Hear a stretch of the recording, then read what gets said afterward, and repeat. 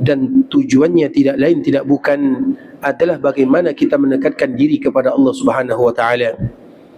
Terutama dikala kita berada di tanah haram Makkah dan Madinah, kita selalu mendengarkan ada saudara kita yang meninggal, kita selalu ikut mensolatkan saudara-saudara kaum muslimin yang telah dipanggil oleh Allah Subhanahu wa taala, dan kita tidak tahu kapan giliran kita disolatkan oleh kaum muslimin yang lainnya.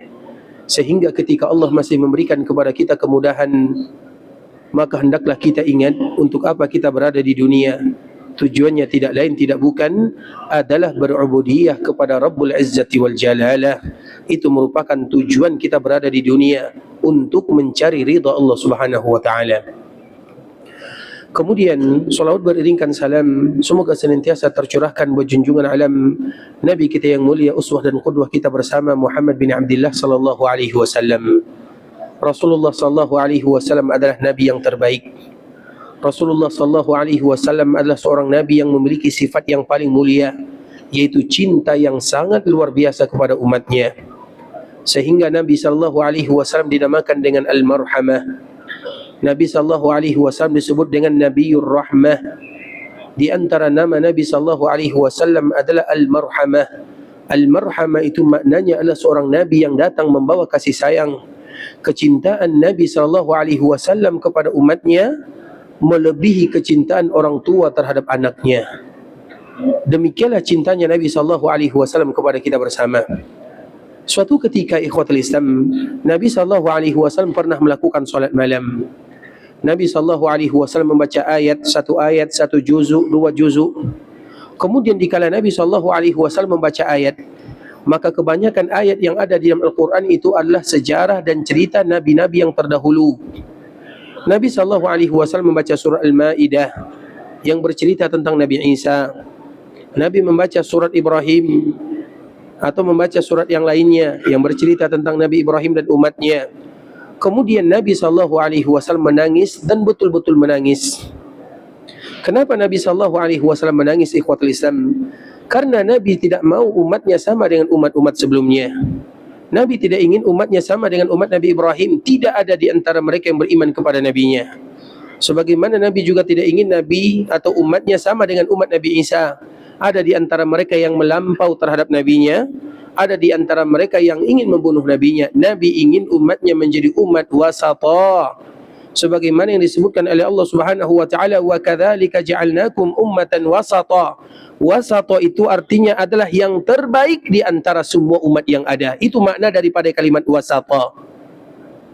Kemudian ketika Nabi sallallahu alaihi wasallam menangis, Nabi menangis, dan kita tahu di antara salah satu ibadah yang tidak pernah ditinggalkan oleh Nabi, bahkan itu adalah kewajiban yang Allah tetapkan kepada Nabi, adalah solat malam. Sepertiga malam terakhir itu adalah urusan atau hubungan Nabi sallallahu alaihi wasallam dengan Allah Azza wa Jalla. Kemudian ketika Nabi sallallahu alaihi wasallam menangis dengan tangisan yang luar biasa, maka Allah Subhanahu wa taala mengutus malaikat Jibril, wahai Jibril, coba datangi Muhammad, tanyakan kepada dirinya mengapa dia menangis. Maka Jibril turun bertanya kepada Nabi sallallahu alaihi wasallam, mengapa engkau menangis wahai Muhammad? Sesungguhnya Allah mengutusku bertanya kepada dirimu. Allah mengutus Jibril bukan berarti Allah tidak tahu, tapi Allah ingin bagi tahu kepada kita kenapa Nabi menangis. Kemudian dikala Jibril bertanya kepada Nabi sallallahu alaihi wasallam, "Ma yubkik?" Apa yang membuat engkau menangis wahai Muhammad? Maka Nabi sallallahu alaihi wasallam mengatakan, "Ummati." Yang membuat aku menangis itu adalah karena umatku. Dan kita tidak tahu, bisa jadi setiap malam Nabi sallallahu alaihi wasallam menangis, memikirkan umatnya, dan kita adalah umatnya. Kemudian Jibril datang kepada Nabi sallallahu alaihi wasallam mengatakan, "Ya Allah, sesungguhnya Nabi atau Muhammad mengatakan yang membuat dia menangis adalah umatnya." Maka di saat itu pula lah Nabi sallallahu alaihi wasallam kembali didatangi oleh malaikat Jibril sambil membawa firman Allah Subhanahu wa taala. Kemudian dikala Jibril datang kepada Nabi, maka Jibril mengatakan, "Wahai Muhammad, bergembiralah. Sesungguhnya Allah Subhanahu wa taala mengatakan, inna sanurdika fi ummatika wa la nasu'uk." Inna sanurdika fi ummatik wa la nasu'uk. Wahai Muhammad, kami akan membuat engkau bangga dan bahagia terhadap umatmu. Umatmu tidak akan pernah sama dengan umat-umat sebelumnya. Engkau akan bahagia dan bangga melihat umatmu. Inna sanurdika fi ummatik wala nasu'uk, dan kami tidak akan pernah membuat engkau kecewa terhadap umatmu. Seolah dalam ayat ini Allah Subhanahu wa taala atau dalam hadis qudsi ini Allah menyebutkan engkau tidak akan pernah dikecewakan oleh Allah sebagaimana umat-umat terdahulu mengecewakan nabinya. Namun engkau tidak demikian keadaannya. Dan itulah makna daripada firman Allah Subhanahu wa taala, wala saufa yu'tika rabbuka fatarda, Allah akan berikan kepadamu. Kira-kira apa pemberian Allah Subhanahu wa taala kepada Nabi yang membuat Nabi ridha dengannya? Tidak lain tidak bukan bahawa umat Nabi adalah umat yang terbaik di antara semua umat yang ada, dan umat Nabi adalah umat yang terbanyak mengisi surga, dan semoga Allah masukkan kita bersama ke dalam surga. Amin amin ya rabbal alamin. Namun yang kita ambil dari pelajaran ini ikhwatul Islam dari hadis yang mulia ini adalah bagaimana kecintaan Nabi sallallahu alaihi wasallam kepada umatnya. Setiap malam Nabi sallallahu alaihi wasallam menangis. Setiap malam Nabi sallallahu alaihi wasallam memikirkan umatnya. Maka pantas kita mengatakan kasih sayang Nabi melebihi kasih sayang orang tua terhadap anaknya, sehingga mencintai Nabi melebihi daripada mencintai segala-galanya. Kita sayang dan cinta kepada orang tua, kita sayang dan cinta kepada anak, kecintaan kita kepada Nabi melebihi dari segala-galanya. Oleh karena itu ikhwatul Islam, tinggal bagaimana kita membuktikan cinta kita kepada baginda Rasulullah sallallahu alaihi wasallam. Cinta dengan kata-kata sangatlah mudah, tapi cinta dengan amalan, perbuatan dan bukti itu yang paling susah. Oleh karenanya cintailah Nabi dengan sejujur-jujurnya. Cintailah Nabi sallallahu alaihi wasallam bukan hanya dengan lisan dan bahasa, tapi mencintai Nabi sallallahu alaihi wasallam dengan melakukan sesuatu yang Nabi cinta kepada kita dengannya. Dan di antara salah satu bentuk kita mencintai Nabi sallallahu alaihi wasallam adalah memperbanyak mengucapkan salam dan salawat kepada Rasulullah sallallahu alaihi wasallam. Maknanya orang yang tidak mau mengucapkan atau sedikit mengucapkan salam dan salawat kepada Nabi, cinta mereka perlu dipertanyakan kepada Nabi sallallahu alaihi wasallam. Karena siapapun yang mencintai sesuatu, mereka tidak akan pernah melupakan orang yang dia cintai. Kita datang ke tanah haram 1 minggu, 2 minggu, 3 minggu, tapi kita tidak pernah melupakan anak kita yang ada di kampung halaman. Kita tidak akan pernah melupakan keluarga yang kita tinggalkan, padahal jarak kita sangat jauh. Kenapa demikian? Karena mereka adalah orang-orang yang kita cintai. Karena orang yang mencintai tidak akan pernah melupakan yang dia cintai. Dan Nabi Muhammad sallallahu alaihi wasallam adalah manusia pertama dan yang paling utama yang wajib bagi kita untuk mencintainya. Allahumma salli ala Muhammad wa ala ahli baitihi wa ala azwajihi wa dhurriyyatihi كما صليت على إبراهيم وعلى آل إبراهيم إنك حميد مجيد. اللهم بارك على محمد وعلى أهل بيته وعلى أزواجه وذريته كما باركت على إبراهيم وعلى آل إبراهيم إنك حميد مجيد. Ikhwatul Islam, saudara kaum muslimin, para tetamu Allah rahimani wa rahimakumullah. Pada kesempatan kali ini kita akan kembali melanjutkan pembahasan sebelumnya, masih berkaitan dengan kewajiban bagi kita yang statusnya sebagai zuwar. Zuwar itu adalah mereka yang datang berziarah ke tanah haram Makkah dan Madinah. Karena memang rata-rata tujuan kita datang ke sini adalah untuk melaksanakan ibadah yang mulia yang kita kenal dengan ibadah umrah. Apa makna daripada ibadah umrah? Apa makna daripada ibadah umrah? Ada yang tahu apa arti umrah? Bukankah semua kita rata-rata datang melaksanakan ibadah umrah? Apa arti daripada umrah? Umrah itu artinya adalah apa arti umrah? Yang tidak tahu artinya, saya doakan umrah berkali-kali. Apa arti umrah? Berziarah. Umrah itu artinya adalah berziarah. Makna daripada kalimat umrah itu artinya ziarah. Artinya kita ingin berziarah ke Ka'bah al-Musharrafah, ingin mendapatkan ampunan dan kasih sayang Allah Azza wa Jal. Dan kita berziarah ke kota Madinah, ingin mendapatkan ampunan Allah Subhanahu wa taala dengan beribadah di dalamnya, sesuai dengan keutamaan-keutamaan yang disebutkan oleh Allah dan juga keutamaan yang disebutkan oleh baginda Rasulullah sallallahu alaihi wasallam. Bagi kita yang berziarah, maka disebut dengan zuwar. Bagi kita yang berziarah ke tanah haram, baik itu Makkah dan Madinah, terkhusus dikala kita berada di Madinah. Sekarang kita berada di Madinah, kota Rasulullah sallallahu alaihi wasallam, dan kita sedang berada di dalamnya untuk berziarah. Maka kemarin kita telah menyebutkan ikhwatul Islam, tempat yang pertama kali harus kita kunjungi adalah Masjid Nabawi. Dan Masjid Nabawi hanya dikunjungi, bukan hanya dikunjungi dalam beberapa saat, tapi dalam waktu yang sangat lama.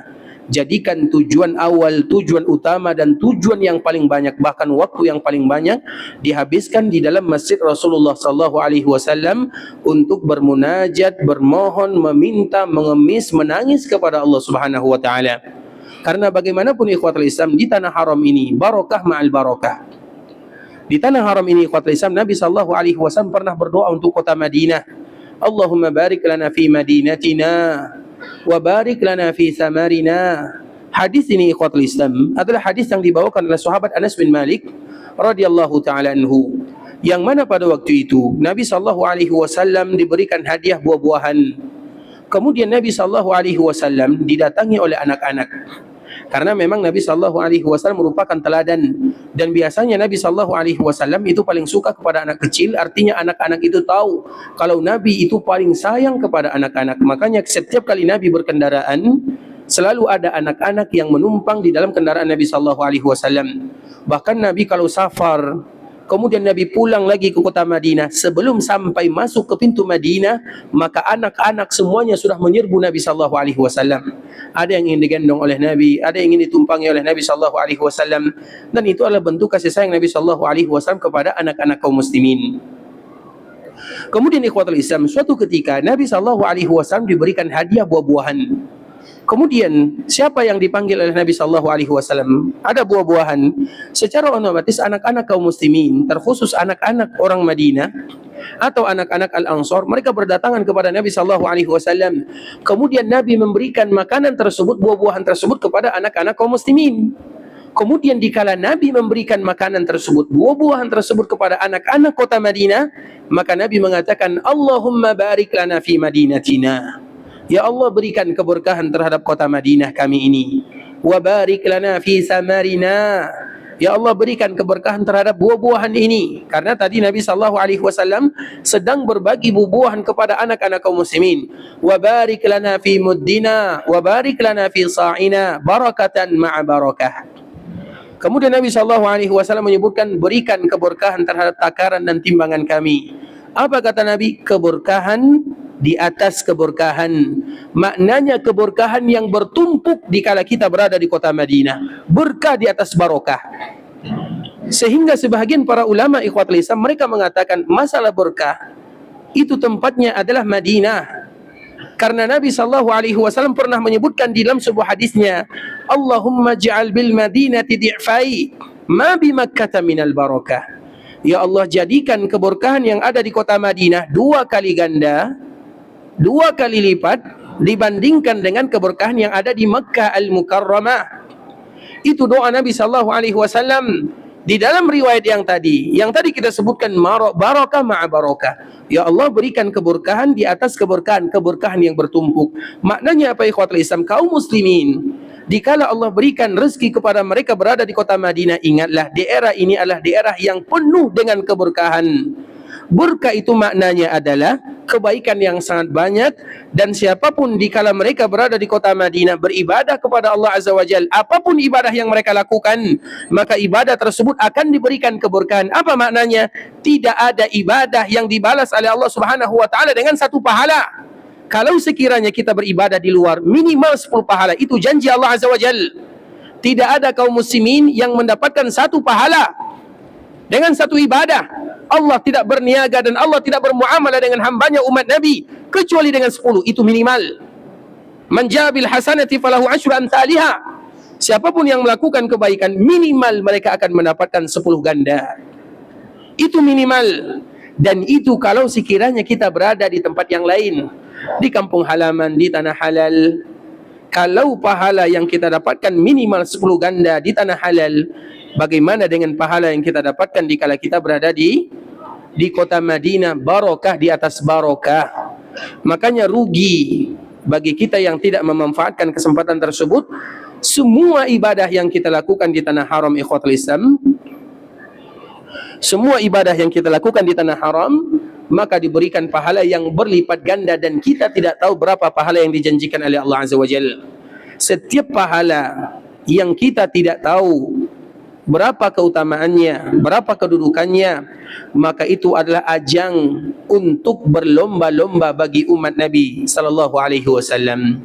Dan salah satunya adalah dikala kita berada di kota Madinah. Itu merupakan di antara poin yang harus kita ketahui.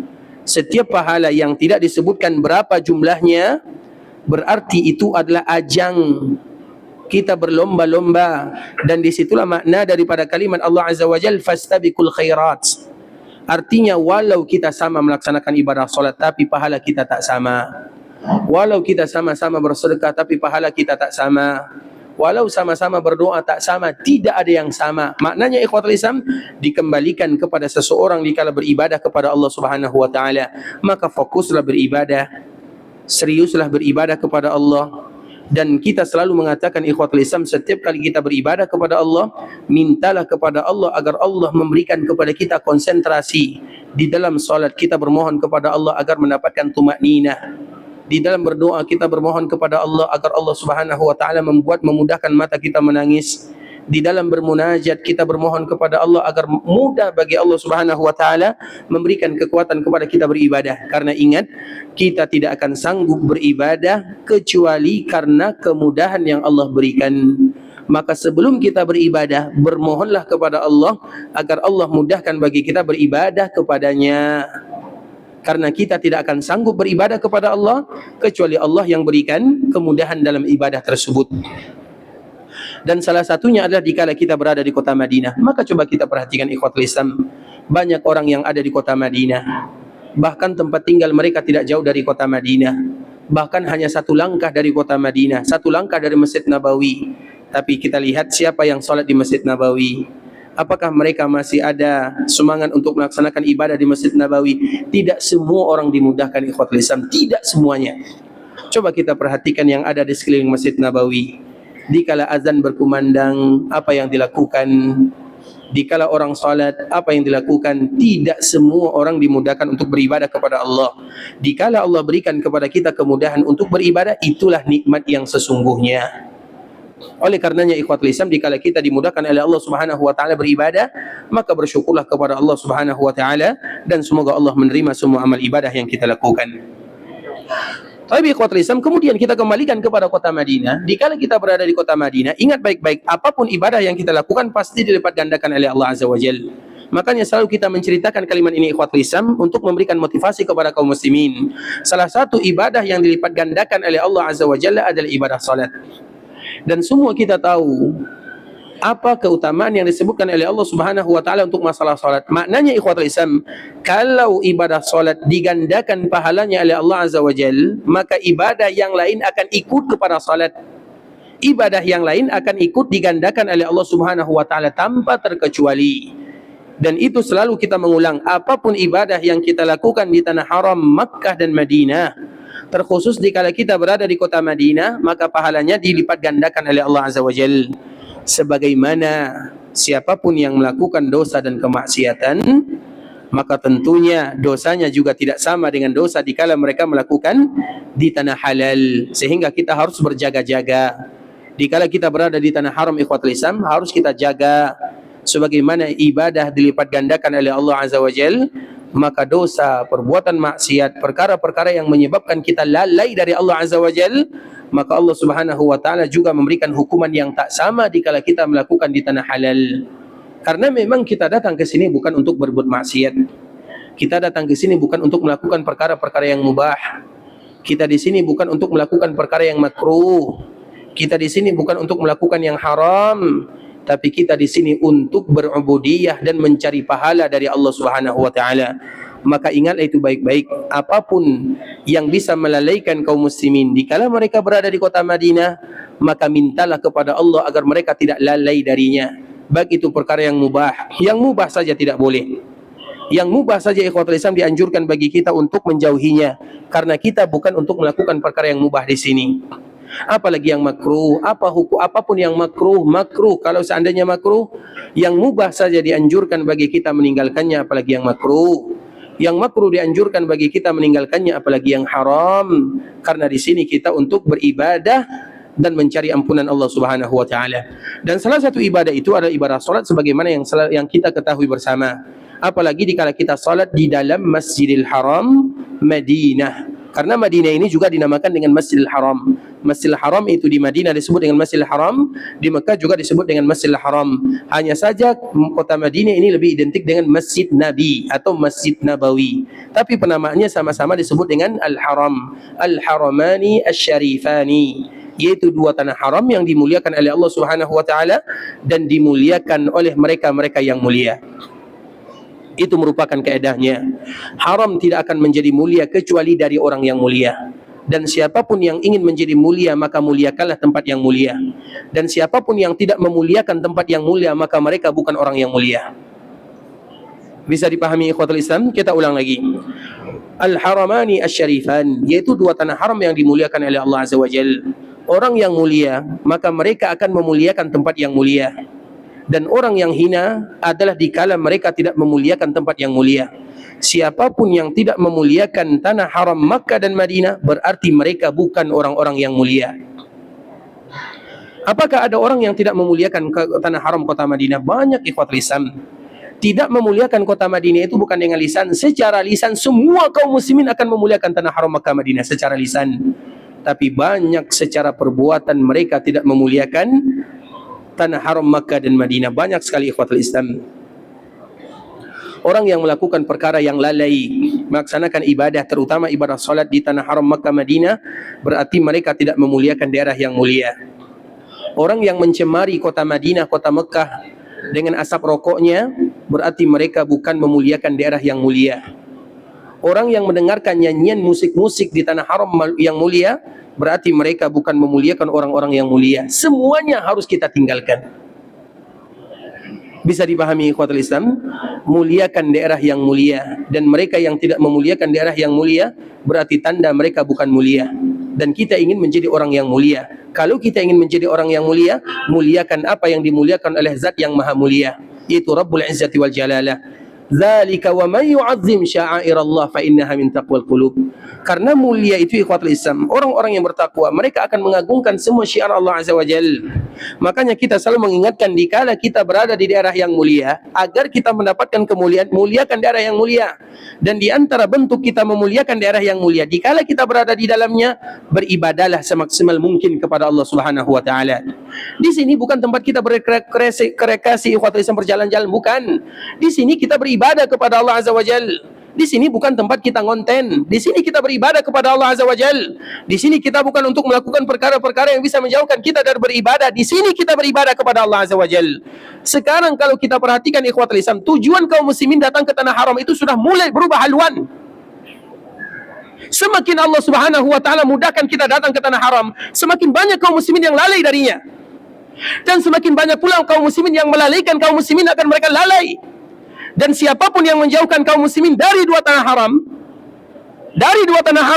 berarti mereka adalah orang-orang yang melalaikan kaum muslimin dari kemuliaan. Maka dikala kita berada di tempat yang mulia, jaga baik-baik. Jangan lalaikan diri kita, jangan buat orang lain lalai. Kita ajak kaum muslimin pergi ke sana, pergi ke sini, tempat yang tidak jelas. Cerita yang dikarang-karang, dari mana asal sumbernya? Kemuliaan tanah haram itu kemarin kita menyebutkan ikhwatul Islam, tempat yang mulia, yang diwajibkan, dianjurkan bagi kita berkunjung hanya 5. Yang pertama Masjid Nabawi, yang kedua Masjid Quba, yang ketiga perkuburan Nabi dan kedua orang sahabatnya, yang keempat adalah perkuburan Baqi, yang kelima adalah perkuburan Syuhada. Selesai 5. Selebih daripada itu semua ikhwatul Islam, kalau sekiranya ada waktu kita berjalan, tak ada masalah, tapi jangan lalai beribadah kepada Allah Azza wa Jalla. Kita pergi berjalan keluar, pergi ke sana, pergi ke sini, pas waktu solat penat, lelah, ngantuk, tidur. Bukankah itu termasuk orang-orang yang lalai dari Allah Azza wa Jalla? Tujuan pertama dan utama kita di sini adalah untuk berada di dalam Masjid Nabawi, beribadah kepada Allah Azza wa Jalla. Ingat itu baik-baik. Sekarang ikhwatul Islam, banyak tujuan kita kaum muslimin. Kita sekarang alhamdulillah mudah datang beribadah kepada Allah Azza wa Jalla, mudah sangat. Sampai ke tanah haram alhamdulillah dimudahkan perjalanannya, dimudahkan transportasinya. Semakin tahun semakin banyak kemudahan, tapi semakin banyak pula manusia yang lalai. Karena biasanya semakin dimudahkan semakin banyak kelalaian yang ada di dalamnya. Maka di saat itulah kita kembalikan kepada tujuan asal. Untuk apa kita berada di tanah haram? Untuk beribadah kepada Allah Azza wa Jalla. Maka jangan sibukkan dengan cerita sana, cerita sini, pergi ke sana, pergi ke sini. Ikhwatul Islam, tak penting. Yang penting bagaimana kita menangis, mengemis, bermohon, meminta, bermunajat di dalam tanah haram, di Masjid Nabawi dan di Masjidil Haram. Itu yang terpenting. Mohon maaf ya kalau kasar sedikit ya, terpaksa disampaikan dan selalu akan diingatkan kepada kaum muslimin, karena tujuan kita harus kita kembali kepada tujuan awal. Apa tujuan kita datang ke tanah haram ini, ikhwatul Islam? Bukan untuk berlalai-lalai, tapi untuk beribadah. Bukan untuk ini dan itu, tapi untuk beribadah. Dan beribadah yang terbaik itu adalah tidak jauh dari Nabi SAW. Dan kita, makanya ibadah yang terbaik itu adalah di Masjid Nabawi. Kenapa di Masjid Nabawi, ikhwatul Islam? Karena Nabi tidak jauh dari kita. Setiap kalau kita semakin di luar, semakin jauh dari Masjid Nabawi. Makanya siapapun yang datang ke kota Madinah tidak usah pergi ziarah ke sana ke sini, kecuali tempat yang ada tujuannya dan yang ada keutamaannya. Kalau yang tidak ada keutamaan, ikhwatul Islam, cukup bagi kita untuk mengetahui nilai sejarahnya, membaca nilainya, menyebutkan secara ringkas, selesai, tidak ada masalah. Tapi tujuan yang paling utama itu adalah Masjid Nabawi, berdekatan dengan Nabi SAW, bertetangga dengan Rasulullah SAW. Makanya jangan terlalu jauh-jauh dari Masjid Nabawi. Sesuatu yang bisa membuat kita lalai lelah dari Masjid Nabawi, maka jauhilah. Bukan tidak boleh, ikhwatul Islam, tapi lihat waktu juga, karena waktu kita rata-rata tidak lama di sini, 4 hari, 7 hari atau 5 hari. Kalau kita ingin pergi berkeliling-keliling, misalnya ingin mengetahui semuanya, maka tinggal di Madinah 1 bulan. Kita berapa di Madinah? 7 hari kan? 4 hari, 3 hari. 3 hari tak cukup, 3 hari cukup di Masjid Nabawi saja. Kalau ingin berjalan-jalan, tinggal di sini 1 bulan. Dan semoga Allah berikan kesempatan tersebut. Amin ya rabbal alamin. Tapi ikhwatul Islam, kita kembali ulang bahwa tujuan pertama kita datang ke Masjid Nabawi ini adalah untuk beribadah kepada Allah. Semua ibadah dilipat gandakan. Salah satunya adalah ibadah solat yang selalu kita sebutkan. Ibadah solat di Masjid Nabawi ini, ikhwatul Islam, kita tahu semuanya. Dan Masjid Nabawi ini kita kenal Masjid Nabawi, ada yang bagian dalam, ada yang bagian luar. Masjid Nabawi ini, ikhwatul Islam, ada yang bagian dalam dan ada yang bagian luar. Para ulama tentunya mereka berselisih pandang mana yang disebut dengan Masjid Nabawi. Apakah Masjid Nabawi itu yang bagian dalam, atau yang Masjid Nabawi bagian luar, atau semua yang dilakukan perluasan, yang dalam, yang luar, dan semuanya adalah bagian daripada Masjid Nabawi. Kalau kita mau yang mana? Yang dalam atau yang luar? Atau semuanya? Kita mau yang mana? Mau yang dalam atau yang luar? Yang mengatakan semuanya berarti dia suka sholat di luar. Nah, yang mana? Kita mau yang dalam atau yang luar atau semuanya? Tapi ikhwatul Islam, kaum muslimin, tentu jawabannya mereka adalah jawaban yang terbaik. Dan Masjid Haram itu, Masjid Nabawi, yang disepakati oleh para ulama itu adalah yang bagian dalam. Bagian dalam ini adalah kesepakatan para ulama. Masjid Nabawi yang bagian dalam itu adalah kesepakatan para ulama, sehingga maknanya terutama bagi kita yang laki-laki, kalau kita bisa sholat di dalam, kenapa harus mencari di luar? Kecuali kalau ada alasan. Makanya usahakan selama kita berada di tanah haram Madinah, jangan pernah sholat kecuali di bagian dalam Masjid Nabawi. Bisa dipahami ya? Jangan pernah kita melaksanakan ibadah sholat kecuali di bagian dalamnya. Yang bagian luar itu, ikhwatul Islam, itu alternatif yang terakhir. Karena memang terjadi perselisihan pandang di antara para ulama. Sebagian para ulama mengatakan yang luar itu bukan lagi Masjid Nabawi. Kenapa bukan Masjid Nabawi? Coba kita perhatikan, ikhwatul Islam. Karena di luar itu semuanya ada. Di luar itu ada wanita yang berhalangan, mereka berada di luar. Biasanya wanita berhalangan itu boleh tidak di masjid? Boleh atau tidak? Berarti kalau bagian luar itu adalah masjid, berarti wanita-wanita yang berhalangan mereka tidak boleh berada di dalam masjid, kecuali hanya sekedar abiru sabil, yaitu kecuali hanya sekedar berjalan. Kita lihat lagi, ikhwatul Islam, anak-anak main-main, semuanya makan-makan. Biasanya di luar banyak makan-makan kan? Biasanya, ikhwatul Islam, bukan berarti tak boleh makan di masjid, tapi biasanya keadaan di dalam masjid dengan keadaan di luar masjid itu tak sama. Oleh karena itulah, ikhwatul Islam, kalau Allah berikan kemudahan kepada kita berada di Masjid Nabawi, jangan sholat kecuali di bagian dalam sahaja. InsyaAllah bisa ya. Begitu juga untuk kaum wanita. Kalau perempuan itu bebas. Kalau wanita, ikhwatul Islam, itu lain. Wanita semakin di luar semakin mulia. Wanita itu kalau semakin jauh dari laki-laki semakin mulia. Semakin dekat safnya dengan laki-laki semakin tidak bagus. Itu kaedahnya. Makanya Nabi SAW menyebutkan, khairu sufufir rijali awwaluha wa syarruha wa akhiruha wa syarruha akhiruha. Sesungguhnya saf yang terbaik untuk laki-laki adalah yang paling berada di depan, dan yang terburuk adalah yang ada di belakang. Biasanya kita safnya di belakang atau di depan? Kita biasanya safnya depan atau belakang? Di sini tempat kita ini depan atau belakang ini? Belakang ya? Depan atau belakang? Belakang. Berarti nanti kalau kita salat isya maju sedikit, ya 100 meter lah, atau 50 meter ke depan. Jangan biasakan salat di belakang, karena di antara sifat saf laki-laki yang terburuk adalah yang paling berada di belakang. Tapi biasanya kita suka yang depan atau belakang? Suka yang belakang kan? Karena suka yang belakang. Kenapa suka yang belakang? Karena itu yang pertama kali bisa keluar, Ustaz. Masalahnya di situ saya, bukan ada masalah yang lain. Iya atau tidak? Karena semakin di belakang semakin mudah untuk keluar. Itu masalahnya. Jauh-jauh kita datang ke kota Madinah, tapi tujuan pertama macam mana cepat keluar dari Masjid Nabawi. Kita harus ingat-ingat ya, hanya saling mengingatkan. Bukan kita saja, saya yang berbicara juga demikian.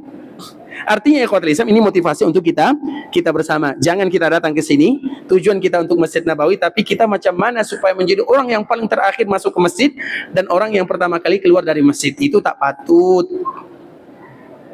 Makanya nanti kalau jangan menjadi orang yang pertama kali keluar dari Masjid Nabawi. Ingat ya, maka nanti jalan ke depan sedikit. Insyaallah bisa ya. Ini mohon maaf ya, sedikit nasihatnya pedas sedikit ya. Karena hadis Nabi SAW, khairu sufufur rijali awwaluha. Laki-laki yang terbaik adalah mereka yang berada di saf terdepan. Kalau tidak bisa berada di saf yang misalnya yang nomor misalnya nomor 20, pergi saf nomor 10 misalnya. Apalagi di Masjid Nabawi ini safnya terlalu panjang, ikhwatul Islam. Makanya kenapa di antara saf yang terbaik itu adalah mereka-mereka yang ada di Raudhah dan mereka-mereka yang sejajar dengan Raudhah. Karena sekarang Raudhah itu adalah berada di saf yang pertama. Sehingga Raudhah itu mulia, tambah lagi kemuliaannya dengan saf yang pertama. Maka siapapun yang ingin masuk Raudhah, carilah waktunya pas-pas sebelum waktu salat. Carilah waktunya pas-pas sebelum waktu salat ya. Kenapa demikian? Supaya nanti bisa berada di dalamnya berlama-lama. Dan untung kalau sekiranya Allah berikan kepada kita kesempatan bisa melakukan sholat wajib di dalamnya. Tapi kalau tidak ada kesempatan, maka masuklah ke Raudhah kapan saja diberikan kemudahan oleh Allah Azza wa Jalla. Intinya ikhwatul Islam, laki-laki yang terbaik adalah berada di saf pertama atau yang terdepan. Dan wanita yang terbaik, saf wanita yang terbaik adalah wanita safnya yang paling belakang. Itu kaedah dalam agama, kaedah dari Nabi SAW. Maknanya ikhwatul Islam, kita tak boleh, hukum kita itu tak sama dengan perempuan. Hukum kita itu tak sama dengan perempuan. Yang laki-laki itu ikhwatul Islam, mereka antara mulia dengan tidak mulia. Kalau yang perempuan antara mulia dengan mulia, tak sama. Yang laki-laki dikala kita berada di kota Madinah, kalau bersolat di dalam Masjid Nabawi mulia, kalau solat di luar Masjid Nabawi tak mulia. Kalau yang perempuan dimanapun mereka solat, dimanapun, maka semuanya adalah mulia. Bisa dipahami? Perempuan itu ikhwatul Islam, dimanapun mereka sholat, mereka mulia. Kaedahnya semakin jauh dari laki-laki, itu semakin mulia. Itu kaedahnya. Sedangkan kita, yang mulia itu adalah yang sholat di Masjid Nabawi. Oleh karena itu ikhwatul Islam, ambil kemuliaan tersebut. Dan kesepakatan para ulama, bahwa yang namanya Masjid Nabawi itu adalah yang bagian dalam. Itu merupakan di antara kesepakatan para ulama. Bukan berarti kita mengatakan yang luar bukan Masjid Nabawi. Tidak. Tapi di luar itu tidak keluar dari perbezaan para ulama. Kita di sini bukan mencari perbezaan para ulama. Kita di sini mencari sesuatu yang disepakati, yang tenang hati kita beribadah kepada Allah Azza wa Jalla. Kalau di luar itu ikhwatul Islam, yang mengatakan bagian Masjid Nabawi, maka kita mendapatkan pahala. Yang mengatakan bukan bagian Masjid Nabawi, maka kita hanya mendapatkan pahala sebagaimana sholat berjamaah sahaja. Bisa dipahami? Artinya kalau kita sholat di luar, kita berada di dalam sesuatu yang para ulama tak sepakat di dalamnya. Dan kaedah kaum muslimin dikala mereka beribadah kepada Allah, jangan cari perbezaan para ulama. Kita ikhwatul Islam, dan kita harus tahu, para ulama itu mereka tak mungkin berbeza kecuali mereka sepakat dulu. Para ulama itu mereka tidak mungkin berbeza kecuali mereka sepakat dulu. Apakah mungkin tiba-tiba Abu Hanifah, Imam Syafi'i, Imam Malik, Imam Ahmad langsung berbeza begitu saja? Tidak. Sepakat dulu, baru setelahnya ada perbezaan para ulama. Perbezaan itu setelah mereka bersepakat Contoh misalnya, ini contoh saja ikhwatul Islam, contoh yang selalu kita sebutkan. Misalnya kita misalnya hari raya, kita akan mengeluarkan zakat yang kita kenal dengan zakatul fitri. Zakat fitri itu artinya adalah, atau zakat fitrah kalau bahasa kitanya. Zakat fitrah itu maknanya adalah zakat fitr. Fitr itu artinya berbuka. Makanya dinamakan dengan Idul Fitr. Idul Fitri. Apa arti Idul Fitri? Id itu artinya kembali, Fitr artinya berbuka. Berarti kembali kita berbuka. Makanya disebut dengan zakatul fitri, bukan zakat fitrah. Karena kalau fitrah maknanya adalah suci, kembali suci, dia tak salah. Tapi bahasa yang paling tepat adalah Idul Fitri. Zakatul Fitri, Idul Fitri. Karena Idul Fitri kembali berbuka, maka ada zakat berbuka. Sehingga kalau berbuka biasanya itu dengan uang atau dengan makanan? Makanan, namanya berbuka. Berbuka itu maknanya dengan makanan. Maka semua para ulama, semuanya tanpa terkecuali, semuanya mereka sepakat bahwa zakatul fitri itu harus dikeluarkan dengan makanan yang ada di suatu daerah, supaya nanti kaum muslimin semuanya mereka bisa makan, mereka bisa berbuka, mereka bisa senang-senang dengan makanan yang ada. Maka disepakati oleh para ulama bahwa zakatul fitri itu adalah harus dengan makanan. Nah, bagaimana kemudian setelahnya baru mereka berselisih pandang bagaimana dengan uang. Ada yang mengatakan boleh, ada yang mengatakan tidak boleh. Kira-kira kalau kita pribadi, mana yang lebih kita dahulukan? Yang disepakati atau yang tidak disepakati? Yang disepakati, ikhwatul Islam. Kita tidak mengatakan salah, tapi para ulama tak sepakat di dalamnya. Dan kalau ulama tak sepakat, ada yang disepakati, ada yang tidak disepakati. Kita kira-kira mencari yang disepakati atau tidak? Contoh misalnya, kita ingin bangun rumah. Biasanya yang merancang itu ada arsitek namanya, arsitek atau tukang bangunan lah. Bangunan itu ada 3. Yang satu ada 2. Yang satu disepakati bahwa dia bagus kerjanya. Yang satu tidak disepakati. Ada mengatakan kerjanya bagus, ada mengatakan kerjanya tak bagus. Yang mana kita cari?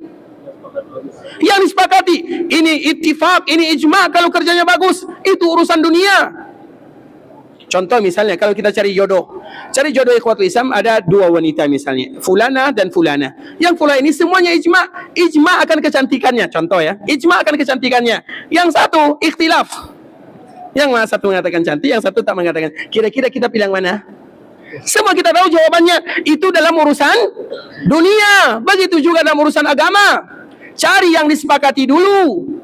Setelah itu kalau ada masalah, kalau tak bisa, baru kembali kepada yang tidak disepakati. Paham atau tak paham? Kita bukan berarti menyalahkan sila tak ada masalah. Tapi di antara bentuk seseorang yang pandai-pandai dalam beragama adalah mereka yang pandai dalam urusan dunia. Urusan dunia itu ikhwatul Islam semua kita tanya. Kalau sudah disepakati kita akan cari. Tapi kalau ada yang mengatakan baik, ada yang mengatakan tak baik, kita tinggalkan. Itu dalam urusan dunia. Kenapa kita tak bertanya dalam urusan agama? Contoh yang tadi kita sebutkan misalnya zakatul fitri. Semua ulama sepakat bahwa itu adalah dengan makanan. Kemudian dengan uang tidak disepakati. Nah, kita ikhwatul Islam cari dulu yang disepakati baru. Kecuali Ustaz, di kampung halaman saya orang tak terima makanan, baru bisa dipahami karena ada alasan, karena ada yang lain, karena ada ini. Jelas sampai di situ ya? Dalam masalah ini ada yang tak paham? Paham semuanya? Dan itu kita kiaskan dalam semua ibadah. Contoh yang berikutnya adalah Masjid Nabawi. Masjid Nabawi ini ikhwatul Islam yang disepakati oleh para ulama yang bagian dalam. Itu yang disepakati. Yang tidak disepakati yang bagian luar. Kita cari yang dalam atau yang luar? Yang dalam. Kenapa? Disepakati oleh para ulama. Kecuali misalnya kalau terlambat, kalau sakit, kalau ada uzur, kalau ini itu lain cerita. Bukan berarti di luar tak boleh. Tapi kita mencari sesuatu yang disepakati dulu. Maka kita kiaskan kepada semua ibadah yang kita lakukan. Jelas atau tidak? Dalam masalah ini ada yang ingin bertanya, sila. Ada yang bertanya dalam masalah ini? Berarti semuanya sudah sepakat ya? Sila.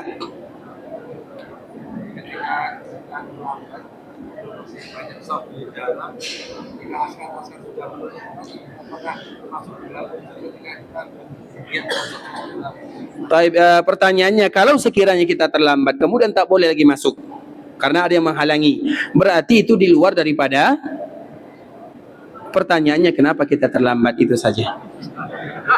Bisa dipahami?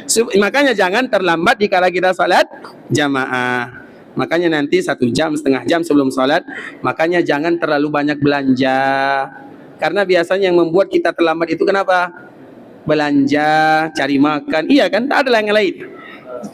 Yang membuat kita terlambat itu biasanya masalah-masalah itu saja, ikhwatul Islam.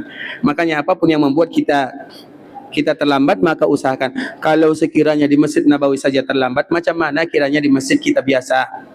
Bisa dipahami? Itu kaidah ikhwatul Islam. Saya juga demikian ya, kita semua demikian keadaannya. Makanya ikhwatul Islam, kecuali kalau kita terlambat karena ada uzur, misalnya liftnya mati, atau misalnya karena ada uzur-uzur yang lain, ada yang menjaga saudara yang sakit, atau ada sesuatu yang lain, sakit perut, kemudian nanti kita tak bisa sholat kecuali di bagian luar, maka la yukallifullahu nafsan illa. Dalam beragama ini mudah ikhwatul Islam. Dalam beragama ini sangat mudah sekali. Maka hukum asalnya dikala kita sholat di Masjid Nabawi, jangan sholat di luar kecuali karena ada alasan. Bukan berarti di luar bukan bagian daripada Masjid Nabawi, tapi para ulama tak sepakat bahwa itu adalah Masjid Nabawi.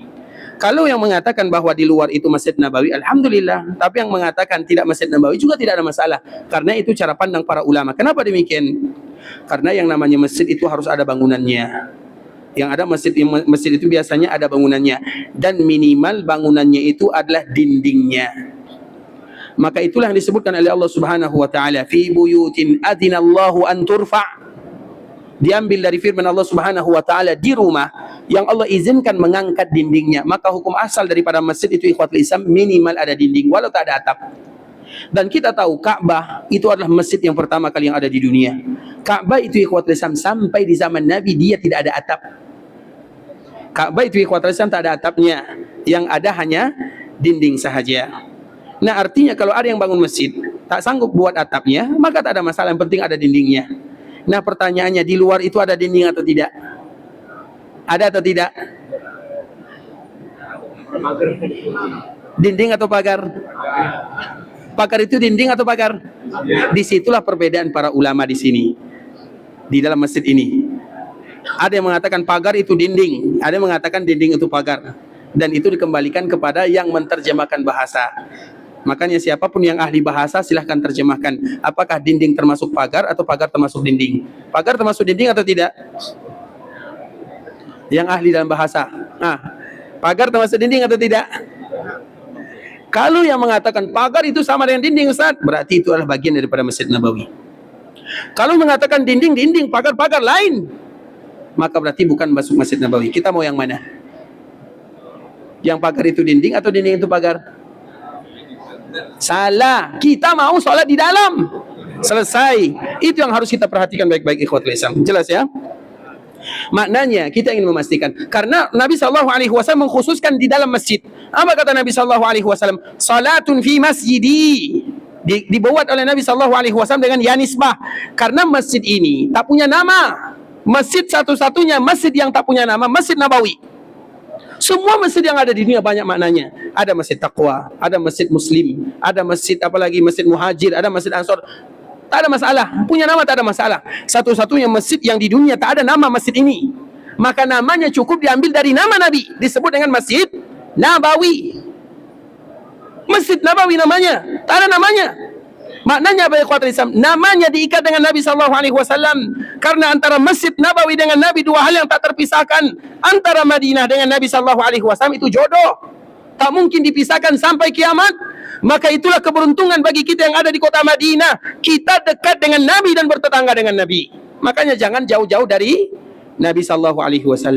Di Masjid Nabawi ini adalah waktu kita paling dekat dengan Nabi. Makanya semakin jauh kita dari Nabi, tentunya semakin berat bagi kita beribadah kepada Allah Subhanahu wa taala. Dekat-dekat dengan Nabi sallallahu alaihi wasallam, apalagi tempat yang mulia, yaitu tempat yang ada di samping perkuburan Nabi sallallahu alaihi wasallam yang kita kenal dengan raudhah. Kenapa demikian? Karena memang Nabi ada di sana ikhwatul Islam, tak jauh dari raudhah tersebut. Terlepas daripada itu semua, maka yang disepakati oleh para ulama adalah Masjid Nabawi. Dan Masjid Nabawi itu yang bagian mana? Yang bagian dalam yang disepakati dan yang bagian luar yang tidak disepakati. Walau kami pribadi kita selalu mengatakan pendapat boleh ikhwatul Islam, tidak ada masalah. Dan kita juga tak boleh paksa. Yang mengatakan yang setuju sila tidak ada masalah, yang tak setuju juga tak ada masalah. Kami pribadi lebih condong kepada semua perluasan Masjid Nabawi, maka tetap dinamakan dengan Masjid Nabawi. Jadi bagian luar itu tetap dinamakan dengan Masjid Nabawi. Semua perluasan, bukan bagian luar saja. Bahkan semua yang di luar sekarang sudah dilakukan perluasan di bagian kanan. Esok dilakukan perluasan di bagian kiri. Luas sangat ikhwatul Islam. Dan semuanya itu disebut dengan Masjid Nabawi. Walau kita ingin solat tetap di bagian yang tenang kita beribadah di dalamnya, itu bagian daripada Masjid Nabawi. Dan itu sesuai dengan naluri, sesuai dengan keadaan. Makanya kita selalu memberikan analogi ikhwatul Islam. Kalau sekiranya bagian luar itu adalah Masjid Nabawi, maka tentunya kita setiap kali masuk dan melewati pagar, kita mendahulukan kaki kanan. Nah, kalau kemarin waktu tadi kita pergi ke Masjid Nabawi di pagar, kita mendahulukan kaki kanan atau kiri? Atau tak tahu? Beda antara lupa dengan tak tahu. Kalau lupa sesekali, kalau tak tahu berkali-kali. Yang mana? Bisa dipahami? Kalau lupa itu hanya sesekali, maka disebut dengan lupa. Tapi kalau tak tahu berkali-kali. Nah, setiap kali kita masuk pagar, kita pernah tidak mendahulukan kaki kanan walau sekali selama kita berada di sini? Pernah atau tidak? Bagi yang mengatakan tidak ikhwatul Islam, berarti hati mereka tidak tenang. Kenapa demikian? Mereka baru melangkah kaki kanan di pintu sini. Karena mereka menganggap yang di dalam itu adalah bagian daripada Masjid Nabawi. Sedangkan yang di luar, mereka selalu lupa dan tak tahu. Karena yang mereka tahu, fitrah kaum muslimin yang masjid itu adalah bagian dalam. Begitu juga baca doa. Kapan kita baca doa?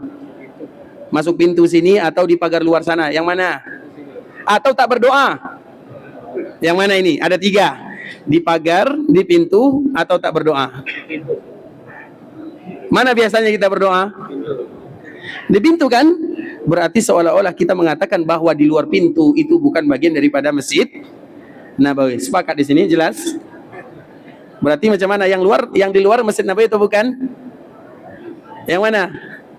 Yang luar? Tak ada yang berani jawab ya. Soalnya istri kita semuanya sholat di luar. Macam mana ya ikhwatul Islam? Yang mana? Di luar itu masuk atau tidak? Tak ada yang berani jawab. Bagaimanapun ikhwatul Islam, kita tetap beribadah di tempat yang kita tenang. Dan tempat yang kita tenang itu adalah bagian dalam. Bukan berarti luar tidak, tapi terjadi perbezaan para ulama di dalamnya. Jelas ya? Nah, kita kembalikan kepada hadis Nabi SAW. Nabi SAW mengatakan ikhwatul Islam, salatun fi masjidi hadha khairum min alfi salatin fi ma siwa. Orang yang salat di dalam masjidku ini, Nabi menyebutkan orang yang salat, maknanya siapapun yang melakukan salat di dalam Masjid Nabawi. Kita selalu mengatakan salatun, seolah Nabi mengatakan salat apapun yang kalian lakukan selama kalian berada di dalam masjid. Salat apapun yang kalian lakukan selama kalian berada di dalam masjid. Salat apapun, salat wajib, salat sunnah, salat jenazah, semua salat masuk di dalamnya. Maka kalimat salat ini adalah sifatnya nakirah. Salat ini adalah sifatnya nakirah. Dan di dalam bahasa Arab kita semuanya tahu ya, ada 2, ada nakirah, ada ma'rifah. Ma'rifah itu artinya ma'rifat. Apa makna ma'rifat? Ma'rifah, arafah. Arafah itu artinya yang diketahui. Maka disebut dengan ma'rifah. Biasanya di dalam bahasa Arab tanda ma'rifah itu menggunakan alif dan lam. Contoh misalnya, kita ambil contoh ini, al-kitabu atau al-Qur'anu. Apabila kita sebut dengan al-kitabu atau al-Qur'anu, itu adalah tanda kalimat ma'rifah. Artinya kitab ini, jelas kitabnya. Makanya Madinah itu ikhwatul Islam, nama yang tepat itu adalah Madinah atau Al-Madinah? Nama yang tepat itu Madinah atau Al-Madinah?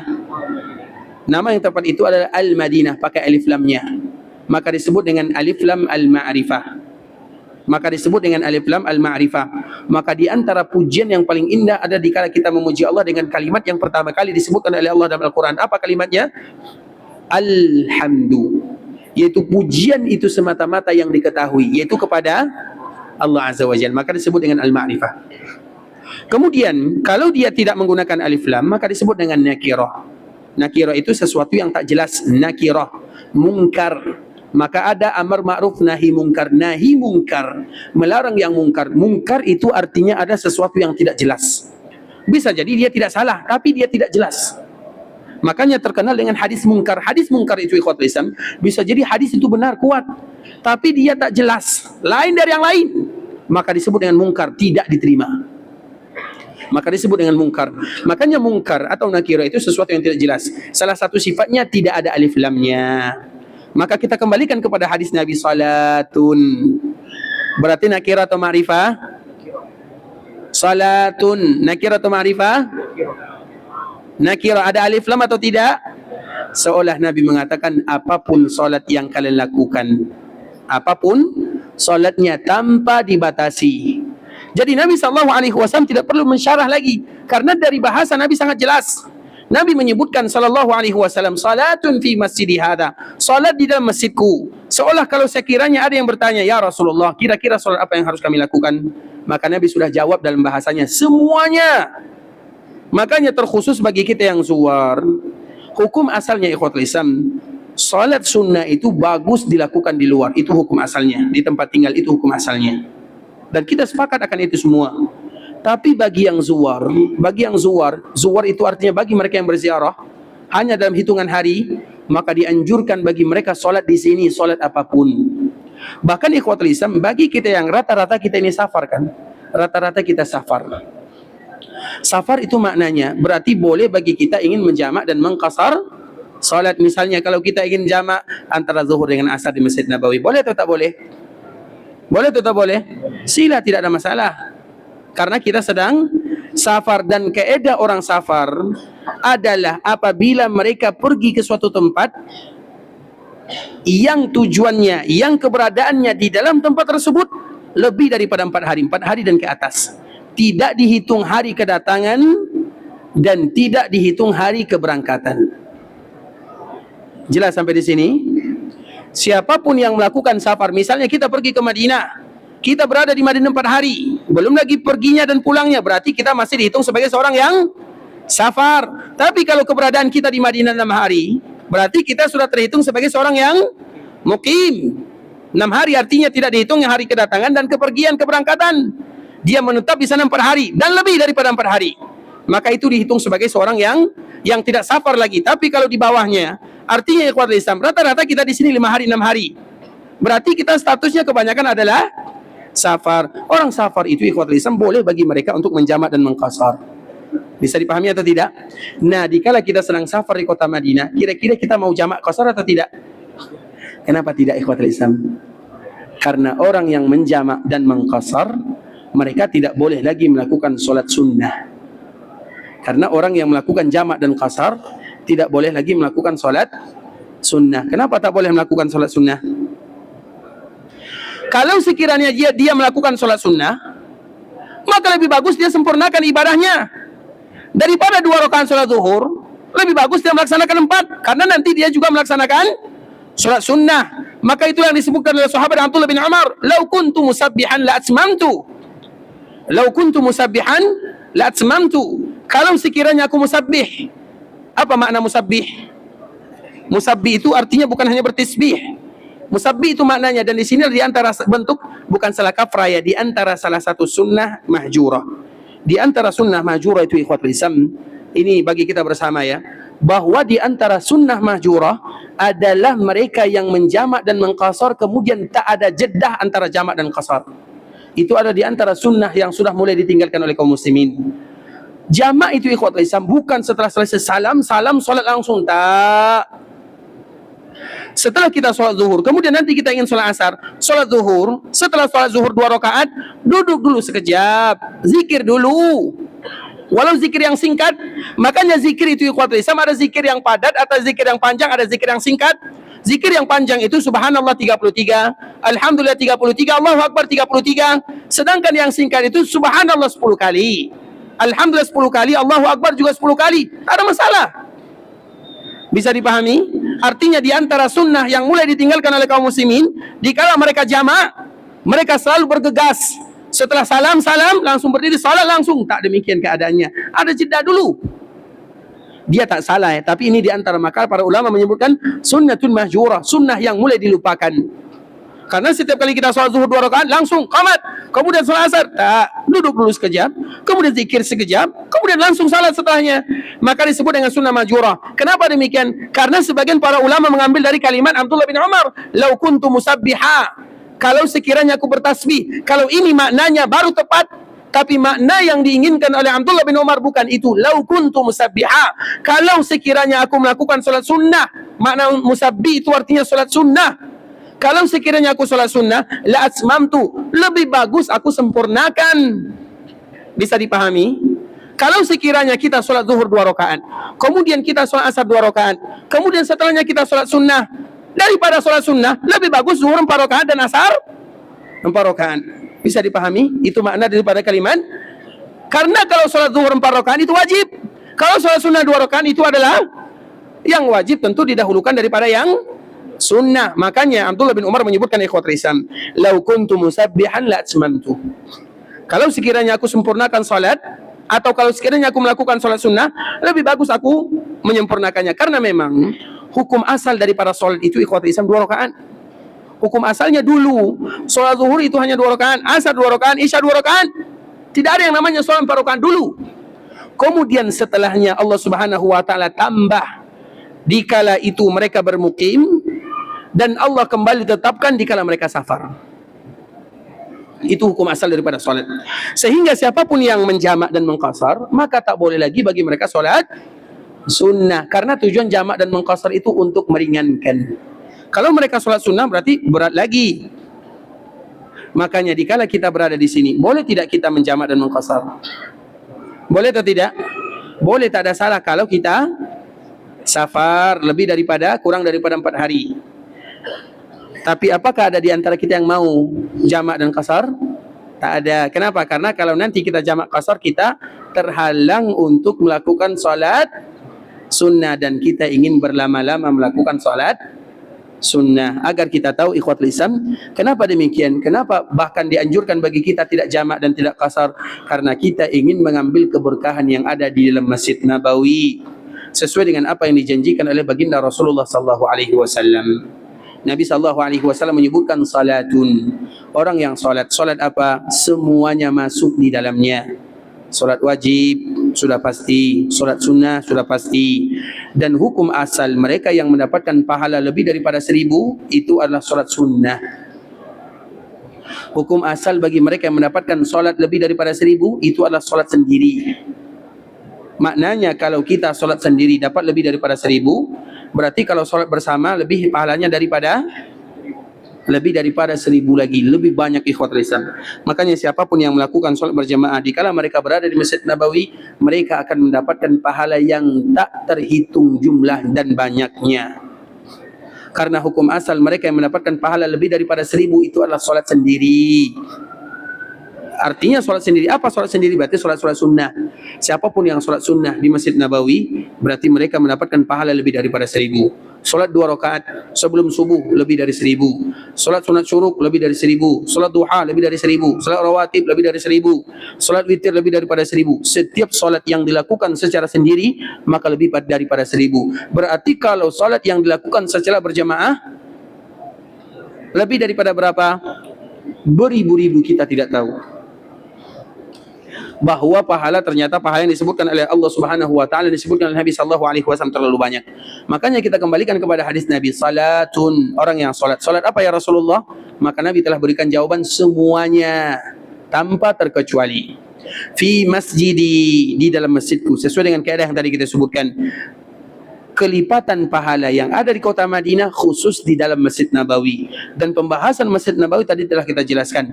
Lebih bagus, iya, kita tidak pungkiri perbezaan para ulama, tapi kita memastikan bahawa yang paling disepakati oleh para ulama di bagian dalam. Artinya kita ingin solat di dalam Masjid Nabawi. Untung-untung kalau sekiranya kita solat di masjid yang dibangun oleh Nabi. Dan masjid yang dibangun oleh Nabi itu lebih disepakati lagi ikhwatul Islam. Di sini bukan di masjid, bukan masjid yang dibangun oleh Nabi sallallahu alaihi wasallam. Masjid yang dibangun oleh Nabi itu hanya 50 kali 50. Karena awal mula Nabi sallallahu alaihi wasallam bangun Masjid Nabawi itu 70 kali 60 hasta. 70 hasta dikali 60 hasta. Kemudian yang pertama kali melakukan perluasan untuk Masjid Nabawi adalah Nabi. Yang pertama kali melakukan perluasan untuk Masjid Nabawi adalah Nabi. Diperluas sampai 100 hasta, dikalikan 100 hasta. Artinya 50 kali 50. Itu masjid yang dibangun oleh Nabi sallallahu alaihi wasallam. Karena bagaimanapun ikhwatul Islam, tak mungkin sama solat di dalam masjid yang dibangun oleh Nabi dengan solat yang dilakukan atau yang dibangun oleh mereka-mereka yang datang setelah Nabi. Dan yang pertama kali melakukan perluasan untuk Masjid Nabawi adalah Nabi. Kemudian setelahnya dilakukan perluasan di zaman Umar, kemudian di zaman Utsman, kemudian di zaman berikutnya. Apakah sama perluasan yang dilakukan oleh Nabi dengan perluasan yang dilakukan oleh ulama setelahnya? Tentu tak sama. Artinya ikhwatul Islam, kalau Allah mudahkan bagi kita untuk salat di tempat yang tadi kita sebutkan 50 kali 50, dan itu bisa kita lakukan 50 kali 50, maka itulah yang terbaik dan itulah masjid Nabi. Karena Nabi yang bangun, Nabi yang melakukan perluasan, dan Nabi mengatakan salatun fi masjidi hadza. Siapapun yang salat di masjidku ini, Nabi mengatakan hadis ini dikala Nabi berada di dalam masjid tersebut. Siapapun yang salat di masjidku ini, Nabi tunjuk di masjidku ini. Bahkan Nabi SAW berada di Masjid Nabawi, duduk bersama para sahabatnya, masjidi, masjidku ini. Maknanya ikhwatul Islam, apakah di luar daripada itu bukan Masjid Nabawi? Tidak. Semua disebut dengan Masjid Nabawi. Tapi kalau kita ingin lebih untung lagi, ingin lebih banyak lagi pahalanya, maka carilah 50 kali 50 yang tadi kita sebutkan, supaya mendapatkan kesempurnaan pahala. Karena bagaimanapun ikhwatul Islam, di sini kita akan berlomba-lomba, dan kita di sini mencari pahala yang tidak terhingga, dan itulah tujuan kita, berlomba-lomba mencari pahala dari Allah Subhanahu wa taala. Ikhwatul Islam, saudara kaum muslimin, para tetamu Allah rahimani wa rahimakumullah. Pembahasan ini insyaallah esok kita akan kembali menyambungnya, karena waktu juga yang memisahkan kita bersama. Yang benar dari Allah Subhanahu wa taala, yang salah dari diri kami pribadi, karena kurangnya ilmu kami, karena kebodohan, karena kejahilan, karena ketidaktahuan kami. Kami mohon maaf kalau ada kata-kata yang salah, kalimat yang kurang tepat, bahasa yang kurang bagus, atau bahasa-bahasa yang kasar kami menyampaikannya, atau nasihat yang berat bagi kita menerimanya. Kami mohon dimaafkan. Dan kita selalu berharap kepada Allah, dan sebelumnya kita senantiasa memberikan motivasi kepada kaum muslimin. Ingat wahai kaum muslimin, kita tidak tahu apakah masih ada kesempatan berikutnya diberikan oleh Allah Azza wa Jalla. Dan kita selalu mengatakan, kita di sini adalah tamu undangan. Ketika kita menjadi tamu undangan Allah yang terbaik, maka tujuannya adalah bagaimana supaya Allah selalu mengundang kita. Tapi kalau ternyata kita menjadi tamu yang tak baik, sama dengan kita ikhwatul Islam. Ketika kita undang tetamu datang ke rumah, kemudian tamu itu sebelum pergi dia melakukan kebaikan, bahkan dia bersihkan, dia mengatakan kalimat yang baik, adab tata keramanya, maka kita seronok ingin undang lagi dia. Tapi kalau tamu itu sampai di rumah, dikacaunya rumah kita, kemudian dilakukan perkara-perkara yang tidak bagus, masih ingin undang atau tidak? Tak ingin lagi diundang ikhwatul Islam. Begitu juga dengan Allah Azza wa Jalla. Kita di sini sebagai undangan dari Allah Subhanahu wa taala. Kalau kita melakukan kebaikan yang terbaik, maka Allah ingin selalu undang kita datang ke tanah haram. Tapi kalau kita melakukan keburukan, Allah tak ingin lagi undang kita. Maknanya kalau Allah tak ingin lagi undang kita, maka kita tidak ada lagi kesempatan datang ke tanah haram Makkah dan Madinah.